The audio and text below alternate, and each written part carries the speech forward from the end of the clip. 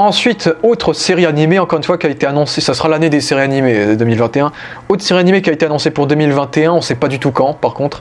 C'est la série Star Wars Visions, en gros, qui sera une série anthologique, donc avec un épisode, chaque épisode est une histoire différente, qui peut se situer à n'importe quelle période, n'importe quel lieu, fait par les studios d'animation japonaises. Du coup, je sais pas quel est ton avis sur cette série animée, qui devrait arriver. Bah. En vrai, ça m'intrigue un peu parce que ça m'intrigue, mais positivement, j'ai envie de dire, parce que je pense qu'ils peuvent faire des trucs bien, parce que justement, c'est comme ce que je disais, c'est que ça va nous faire découvrir plein de trucs en fait sur l'univers de Star Wars, vu que ça va être n'importe où, n'importe quand, etc. Ah ouais. Du coup, ça peut être l'ancienne République avec Revan, Dark Malak. Ah bah ouais, wow, putain. Tous ces éléments-là, et bon, honnêtement, j'espère pas que ça va partir dans des trucs comme ça, enfin, avec des gros personnages comme ça, ou alors faut que ça parte pour ensuite teaser une série ou des films. Ah ouais. Honnêtement, si ça part sur du Revan, etc., faut pas que ça fasse un seul épisode. Non. Mais pour les introduire. En fait, le fait que ça aille dans plusieurs ères de Star Wars, je pense que c'est vachement intéressant parce que ça va nous montrer vraiment plein de trucs dans la galaxie qu'on connaît pas forcément, peut-être même des trucs différents des Legends. Je pense qu'ils vont reprendre des éléments du Legend, mais peut-être aussi qu'ils vont inventer des choses, ce qui peut être intéressant comme nul, hein. Ouais. Donc à voir, mais en plus avec le style japonais, donc je pense que ça peut être plutôt pas mal, parce que le style de dessin japonais est quand même vachement différent de ceux qu'on a en Occident. Ah bah oui. Donc ça peut être vraiment pas mal, ça peut vraiment changer, apporter quelque chose de nouveau à la saga en tout cas. Ouais. Bon, je fais un petit détour sur Bad Batch, je me dis, vu qu'ils mettent des persos de Mandalorian avec Fennec Shand dans Bad Batch, j'imagine bien aussi voir Gideon, quand il était jeune, par exemple, également, tu vois. Donc il y a vraiment un potentiel de faire... Pour introduire le personnage. Ouais, pour le développer et tout. Donc comme je disais, il y a un potentiel chez Bad Batch. Et en revenant à Star Wars Visions, faut savoir, moi je suis pas très animation japonaise, donc c'est pas trop mon style. Donc en faisant abstraction de ça, il y a un énorme potentiel justement. Ils ont pas intérêt à nous baiser, à faire toutes les périodes, ça se déroule entre le 1 et le 9, tu vois. Imagine, tu vois. C'est un épisode sur Léa, un épisode sur Maul, un épisode sur Snoke, tu vois. Mais non, j'espère vraiment que ce sera vraiment un moyen d'introduire aux spectateurs des autres périodes de Star Wars. Un épisode sur les Jedi, un épisode sur Revan, comme tu dis, sur Darth Malgus, ou dans le futur. Hein, après, dans Legends, il y a un futur lointain où il me semble qu'il y a la petite fille de Boba Fett, par exemple. Tu vois, ça va jusqu'au futur, l'univers étendu. Donc il y a vraiment une énorme opportunité, et j'espère qu'ils vont utiliser cette série comme ça pour introduire des épisodes sur des périodes, et si les fans aiment, ils peuvent limite lancer une franchise sur ça, par exemple. T'as un épisode centré sur The Old Republic, le public a adoré, il veut en voir plus, peut-être que Disney va y réfléchir, et donc peut-être que cette série peut être un moyen d'être un déclencheur de de futures franchises, je pense. Donc ça a vraiment un énorme potentiel, vu que on sait pas à quoi on va s'attendre à chaque épisode, du coup. Donc c'est ça qui va être très intéressant avec cette série-là. Mais du coup, c'est un peu compliqué d'en dire plus, vu que du coup, on connaît aucun des épisodes pour le coup, hormis le fait que ce soit anthologique et que ça, c'est un très bon concept. Voilà. Si t'as quelque chose à rajouter. Ouais, je voulais juste revenir. Bon, c'est pas forcément sur cette série-là, mais Ouais.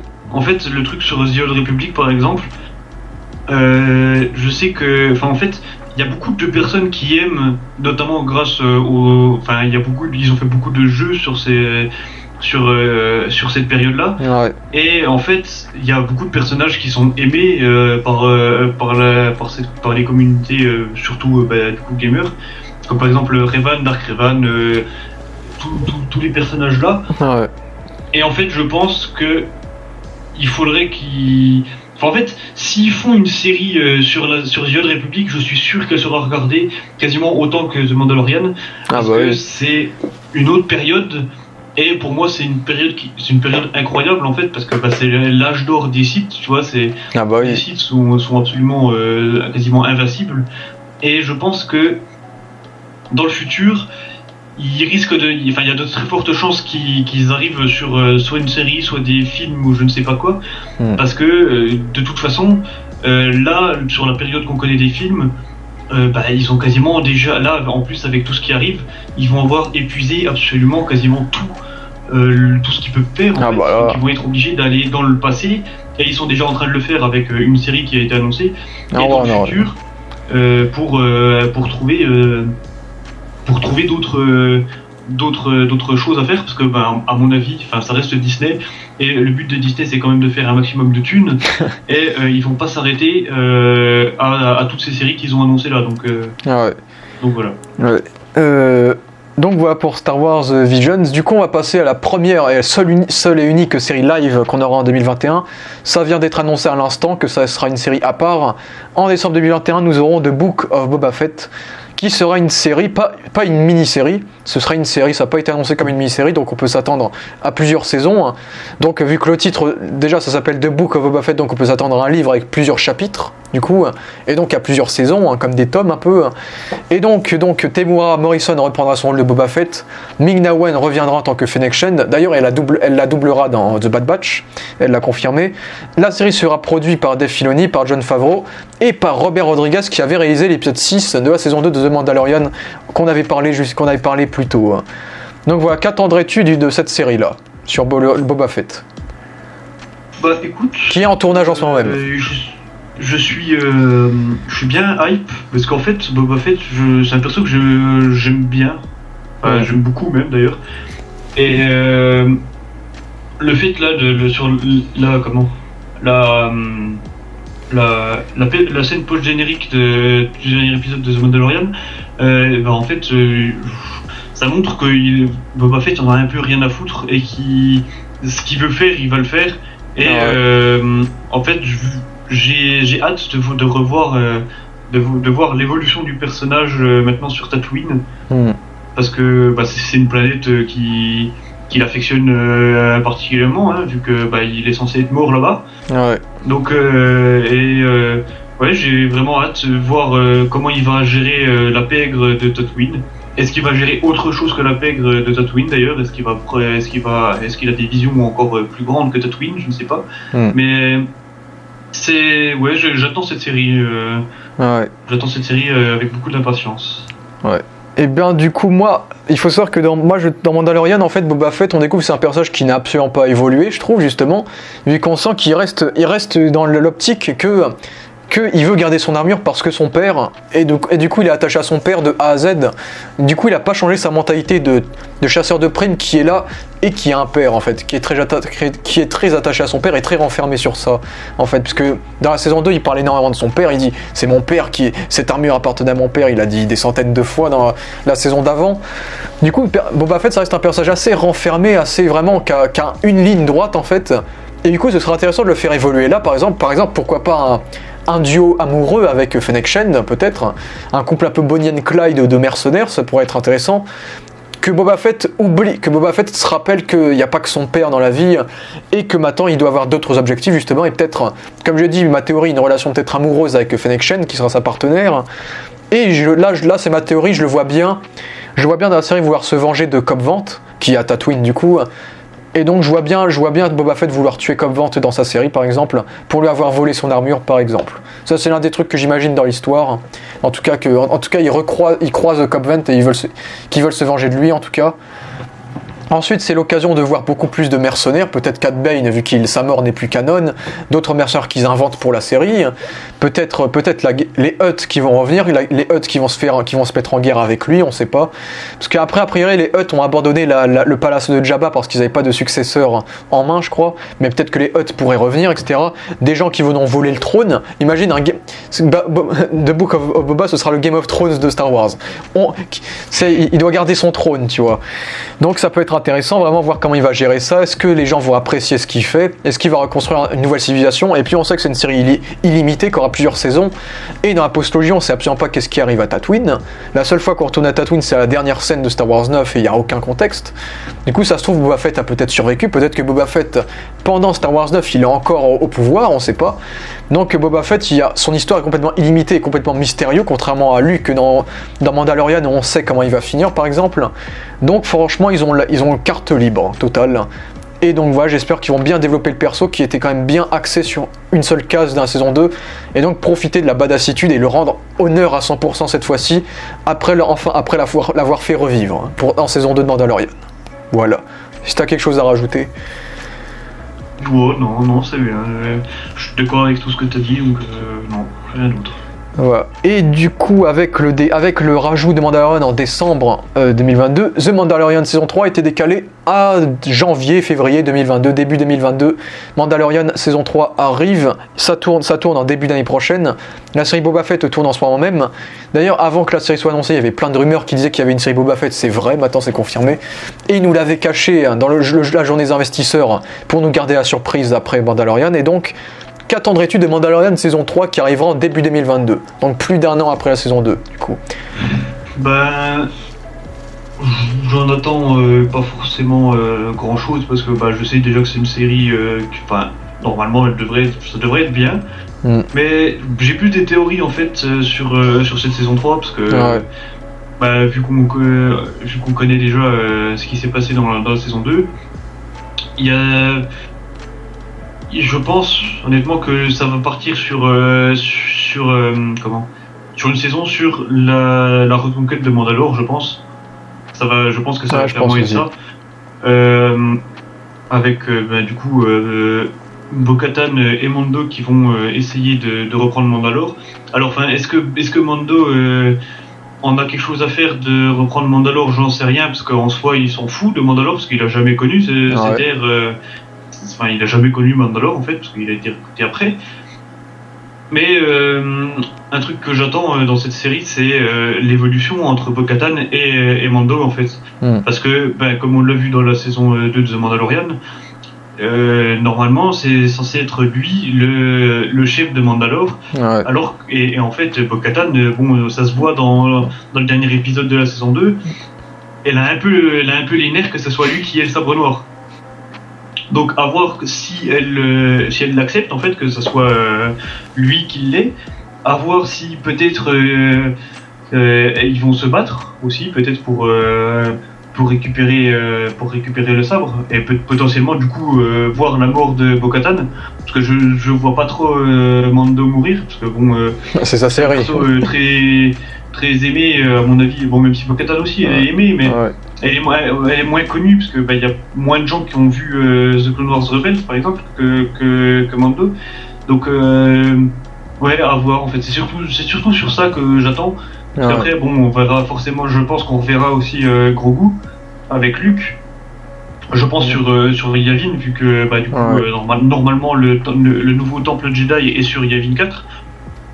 Donc à voir l'évolution de Grogu, mais sinon je pense que ça va essentiellement se baser sur le siège de Mandalore entre guillemets.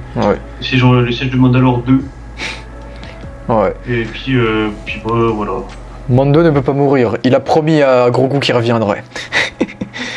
Mais du coup, juste d'ailleurs en parlant de Luke et Grogu, ça fait l'inverse. C'est comme Luke qui s'est fait entraîner par Yoda, cette fois c'est l'inverse. C'est lui qui va entraîner quelqu'un de la race de Yoda. Du coup, il y a aussi ce beau parallèle qu'on pourrait peut-être voir. En parlant de ça, on connaît toujours pas la race en fait. Je pense que ça ils vont le garder mystérieux. Yoda et de Grogu. Je pense qu'ils vont le garder mystérieux quand même. Ça fait partie des mystères qu'on veut pas savoir, je pense. Je pense. Mais du coup, moi, j'attends à peu près la même chose que toi, justement, la reconquête. Déjà, je pense de 1, ils vont reconquérir Mandalore. Peut-être qu'on aura un nouvel antagoniste du coup dans l'Empire, dans la zone impériale qui s'occupe de Mandalore, si Mandalore est occupée. Et ensuite, je pense qu'on aura le duel entre Mando. Après, c'est pas obligé, comme Gideon qui n'est pas mort, c'est pas obligatoirement un duel à mort. Donc ça peut juste être un duel, Oui, un duel comme ça. Après, peut-être que Bo-Katan aura tellement l'envie d'avoir le sabre qu'elle serait prête à tuer Mando. Donc je pense que ce sera plus comme ça, plus violent qu'un duel tranquille, tu vois. Donc je vois bien Bo-Katan mourir, vu qu'elle a eu beaucoup d'occasions de devenir reine. Elle l'a été plusieurs fois, donc je pense qu'elle va. Il se peut qu'elle meure dans cette saison, hein, dans la prochaine saison, vu qu'elle a eu ses occasions. Elle est plus toute jeune. Et Mando, toutes les situations où il est, ça a toujours été malgré lui. Et là aussi, je pense qu'il pourra devenir roi malgré lui. Et puis le but d'une série sur Mandalorian, j'imagine, c'est que le Mandalorian devient le Mandalorian ultime, je pense. Donc voilà, Mando avec le Darksaber deviendrait roi de Mandalore dans cette saison peut-être. Ce serait possible avec la fin de Bo-Katan, pourquoi pas. Et donc on verra bien, et je vois bien aussi son clan revenir, son clan de la saison 1 revenir aussi là. Peut-être aussi, quand on les a pas revus en saison 2, l'armurière par exemple. Donc ce sera intéressant de voir peut-être ses anciens amis devenus ses ennemis, parce que lui maintenant enlève son casque par exemple. Donc ça aussi ça pourrait être intéressant. Et donc on a tout ce côté-là avec Mandalore, peut-être en connaître un peu plus sur l'histoire de Mandalore évidemment, avec Mandalore l'ultime, etc. Imagine Mando qui devient un Jedi, qui veut s'entraîner avec Grogu et Luke, pour qu'on ait un nouveau Mandalorian Jedi comme Mandalore l'ultime. Là ce serait là il serait à fond du délire, le Mandalorian ultime là. Giancarlo Esposito a confirmé qu'il reviendra en Gideon dans cette saison. Je les vois bien nous faire un truc un peu à la Hannibal Lecter. Gideon est en prison et comme il a beaucoup d'informations, ils viennent souvent le voir pour l'interroger en fait sur qui bosse pour lui, sur comment s'emparer de Mandalore, etc. Je vois bien un truc comme ça, un peu en mode profilage avec Gideon, et ça peut être intéressant. Avec Gideon qui met des bâtons dans les roues aux autres, Gideon qui raconte peut-être sa vie, ça peut être intéressant par rapport à lui. Ou ça se trouve, je dis de la merde et il va s'évader dès le début. Mais bon. Et donc on revient là au point de départ où Gideon est très méchant et va vouloir se venger de Mando et Bo-Katan. Ensuite, Grogu, je suis pas sûr qu'on le voit dans cette saison. Peut-être ça pourrait être la scène post-générique de la saison 3 par exemple. Parce que là cette saison ce sera vraiment axé Mandalore. Et ensuite la saison d'après, je verrai pas ce qu'il pourrait faire, donc peut-être Grogu cette fois-ci. Justement, parce que on sait que Grogu reviendra avant que Kylo Ren tue tout le monde. Donc voilà, pour Grogu je sais pas trop, Grogu je préfère qu'on en parle après pour l'instant, parce que j'ai pas trop d'idées en vrai. En tout cas c'est ce que je pense, ce qu'on aura en saison 3, vraiment le retour de Mandalore, et peut-être une nouvelle menace par rapport à Gideon et tout ce qui va avec, voilà. Est-ce que tu auras des choses à rajouter? Non, rien. Ok, du coup ensuite en 2022 une série assez bizarre qu'elle soit en préparation, qui est rentrée en tournage il y a 3-4 semaines. Il s'agit de Andor. Il y en a beaucoup qui ont cru que c'était une série sur la planète Andor, mais non, c'est sur Cassian Andor. L'agent de la rébellion dont sa morale se révélait assez douteuse dans Rogue One, vu qu'il était capable de tuer des innocents qui étaient ses collaborateurs en gros. J'ai perdu le mot. Du coup, qu'est-ce que tu penses de la série Andor? Bah écoute, j'en attends pas grand-chose. Parce que c'est pas forcément un personnage que j'aime bien. Bah, j'aime bien le personnage, mais c'est pas un personnage très comment je pourrais dire. Bah, il est pas incroyable quoi, on l'a pas. Ouais, c'est pas un personnage incroyable, on va dire. Mais donc j'en attends pas grand chose, mais je pense que ça peut être quand même intéressant, par exemple, de voir justement ce qu'il a fait en fait, genre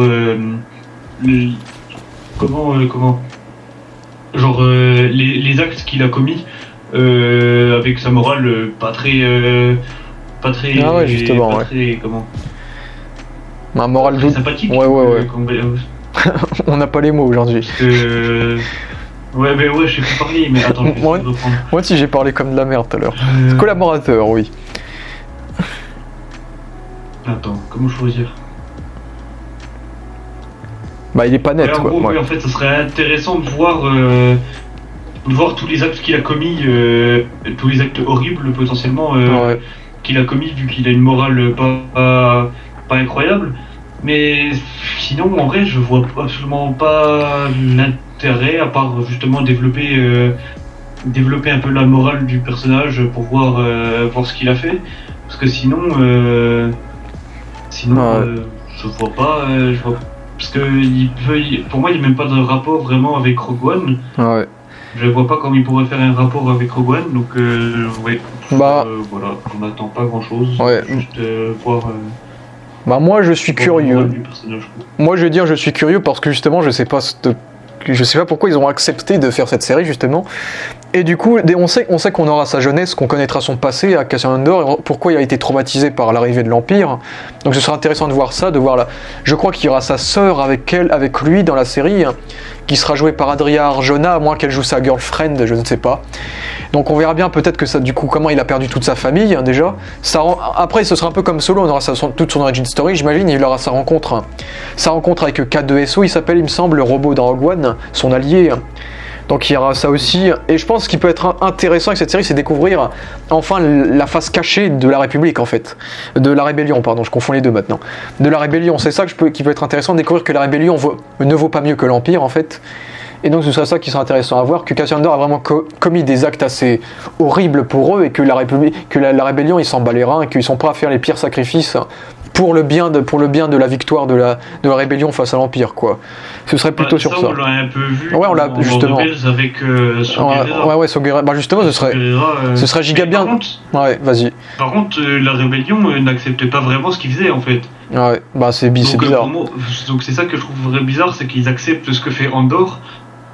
Et pas ce que fait Saw Gerrera. Après, parce que Andor c'est moins violent que ce que fait Saw, je sais pas, mais oui, c'est vrai que ça pourrait être intéressant de voir ça. Ouais. Bah peut-être voir Saw Gerrera dans la série justement. Peut-être qu'il peut être là. Ouais, peut-être. Il me semble pas que dans Rogue One, Andor avait dit que c'était la première fois qu'il rencontrait Saw Gerrera. Je pense Saw Gerrera, tout le monde le connaît dans la Rébellion, donc peut-être qu'on le verra. Il y en a qui pensent qu'on pourrait voir des contrebandiers, des vilains comme ça, comme Ando par exemple, de Rebels et Clone Wars, qui est cool aussi, ce serait cool de le voir un jour, en live. Ando Onaka, il me semble. Par exemple, des persos comme ça, des petits gangsters, des gars comme ça qu'on peut dealer facilement pour faire des missions. Mais c'est vrai que là, comme ça reste le flou total. En plus, cette série sera plutôt longue, puisque la série aura 12 épisodes, par contre. Du coup, ce sera une plutôt longue série.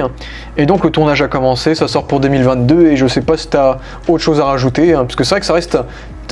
C'est plutôt la curiosité et le mystère qui me dit, ça a peut-être un potentiel, on verra bien pourquoi ils ont choisi de faire cette série. Ouais, bah non, là même, c'est surtout ça, ouais. Ouais, du coup, on va rester dans le flou avec Andor, et